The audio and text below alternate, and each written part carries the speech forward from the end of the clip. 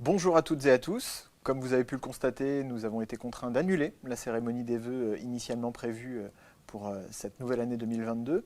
Cependant, il nous paraissait important de vous adresser un certain nombre de messages pour l'année qui arrive.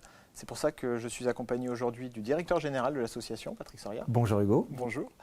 Et du président, Monsieur Philippe-Marie Durand, à qui je vais laisser la parole pour quelques mots. Merci Hugo, bonjour. Hugo, merci. Merci à vous. Et bonjour à tous et toutes et à tous. Effectivement, il ne nous a pas paru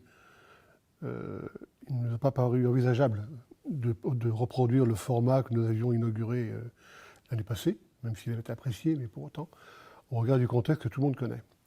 Néanmoins, malgré ce début d'année encore morose, on peut le dire comme cela, il nous faut garder espoir et il nous a semblé essentiel de vous faire part des perspectives d'évolution de l'association pour cette année 2022 qui présente de nombreux enjeux importants. Alors, vous avez évoqué très rapidement le contexte épidémique qui nous a contraints d'annuler cette cérémonie des vœux. On peut peut-être développer un peu sur ce sujet. On peut effectivement développer. Nous avons dû apprendre à vivre dans ce nouvel environnement. Et là, j'aurais une pensée particulière pour les personnes accompagnées et leurs proches qui ont su faire preuve de résilience, qui se sont adaptés avec courage et patience. Nous sommes restés très attachés à ce que ces décisions privilégient le maintien de l'activité, tout en trouvant un équilibre le plus juste entre sécurité individuelle et collective, bien-être et vie sociale. Dès le début de 2021, dès que la vaccination a été rendue disponible, l'association s'est mobilisée pour proposer la vaccination, bien évidemment dans le plus strict respect du libre de choix de chacun. Et cela a été rendu possible grâce à une remarquable mobilisation des équipes de direction et des salariés de l'ADPRIA de Vendée. Et là, je tiens vraiment à les en remercier de ma place au nom du conseil d'administration. Et j'aurais un remerciement particulier pour les personnels soignants qui sont venus en renfort, médecins, infirmiers, certains même à la retraite, que notre vice-président Pierre Blanchard a su convaincre et solliciter. Merci à toi, en tout cas Pierre, de cette action. Mais comme vous le disiez à l'instant, nous sommes toujours en pandémie aujourd'hui, de nouvelles difficultés apparaissent. Mais là, je vais laisser le soin à notre directeur général, M. Soria, de nous les exposer. Oui, effectivement, après près de 2 années de pandémie, les effets se font sentir sur notre organisation, sur nos salariés. Oui, vous avez raison Hugo, et je m'associe vraiment très fortement au message de soutien que vient de formuler le président auprès de l'ensemble de nos professionnels.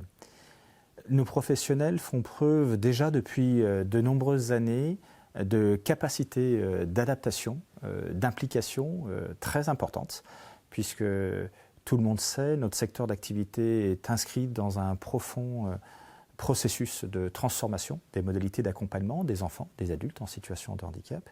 Et depuis 2 ans, vous le disiez, une pandémie sans aucun repère est venue frapper chacune et chacun d'entre nous. Donc une très forte capacité d'adaptation, un réel engagement de l'ensemble de nos professionnels. Pour autant, force est de constater que nos professionnels, à juste titre, ressentent au-delà de l'usure physique un réel ressenti d'inconsidération ou de manque de considération de la nation au regard de l'action et de l'effort qui est le leur. Notre association est engagée maintenant depuis une bonne année, et l'année 2022 sera encore le cas, dans différentes actions, aussi bien auprès des représentants de la nation, que sont les sénateurs, que sont les députés de Vendée, que sont nos autorités de contrôle et de tarification, que sont nos syndicats, syndicats d'employeurs en particulier, pour faire en sorte que nos professionnels soient davantage considérés et faire en sorte que les rémunérations de nos professionnels soient revalorisées. Il est important que tous ces hommes, toutes ces femmes, tous ces hommes ne se détournent pas du secteur médico-social pour lequel ils se sont engagés depuis tant d'années. Merci pour ces précisions. Je rebondis sur les moyens dont vous parlez. 2022, c'est une année d'engagement CEPOM, le contrat pluriannuel d'objectifs et de moyens. Est-ce que vous pouvez nous en dire un peu plus à ce sujet ? Oui, alors tous nos organismes gestionnaires sont contraints, au sens positif du terme, par la mise en place d'un cadre, qui est donc ce contrat pluriannuel d'objectifs et de moyens, normalement pour une période de 5 ans. L'actuel CEPOM que nous avons est terminé depuis 2 ans. Et nous travaillons depuis 1 an avec notre agence régionale de santé, avec notre conseil départemental, à l'élaboration de notre nouveau CEPOM, notre nouveau contrat pour les 5 années qui viennent. Donc initialement, la période 2022-2026. Un travail important a été conduit en 2021, qui a abouti à un diagnostic, qui a été partagé, qui a abouti sur la base de ce diagnostic à des orientations stratégiques. Ces orientations stratégiques ont elles-mêmes été adoptées avec nos 2 autorités de contrôle à partir d'une note d'orientation qu'a élaborée, entérinée notre conseil d'administration à la fin de l'été dernier. Cette note d'orientation elle-même était inscrite dans le prolongement d'un texte fondateur important qui s'appelle Horizon 2030, qui avait été adopté par notre association en 2020 pour faire en sorte que 10 ans plus tard, en 2030, nous puissions avoir effectivement une société plus solidaire, plus inclusive pour les enfants, pour les adultes en situation de handicap. Donc voilà, donc notre CA a adopté une note d'orientation.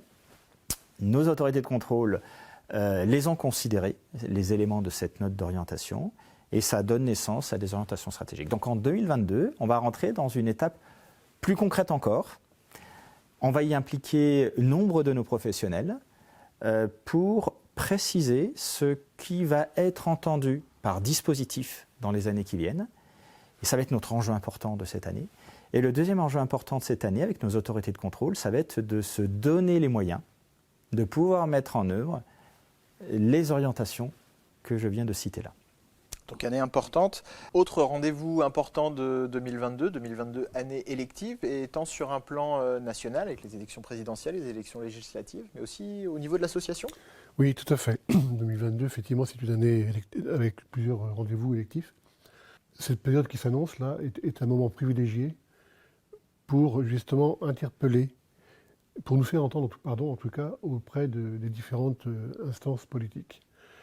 Vous savez que l'ADPIARIA, une association parentale militante, j'insiste sur ce mot-là, continuera, comme elle a déjà commencé à le faire, à interpeller, à sensibiliser les différents candidats à ces élections, que ce soit au niveau départemental, régional ou national.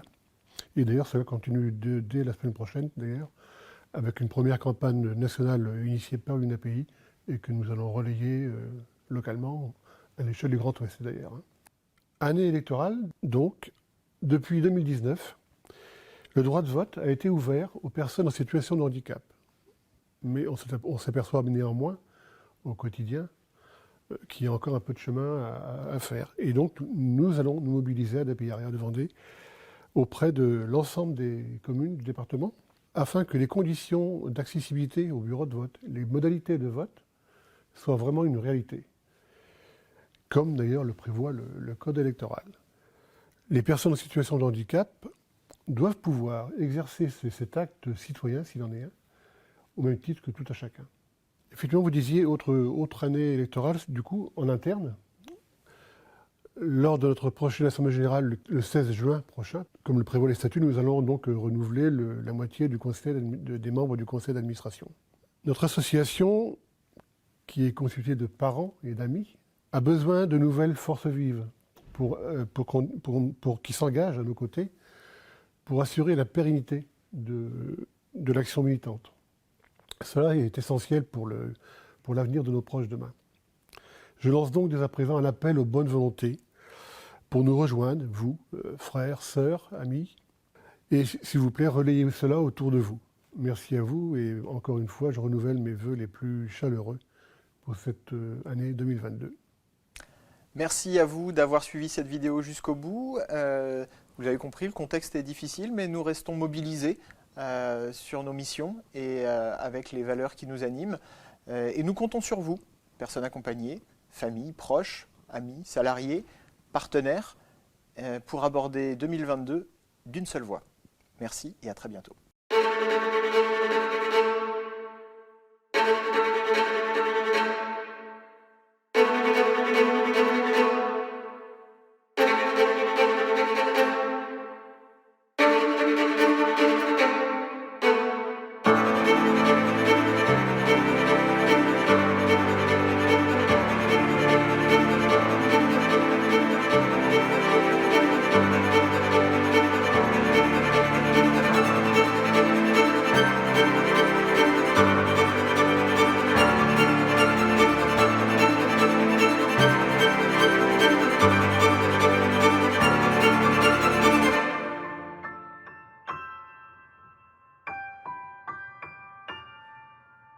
Merci.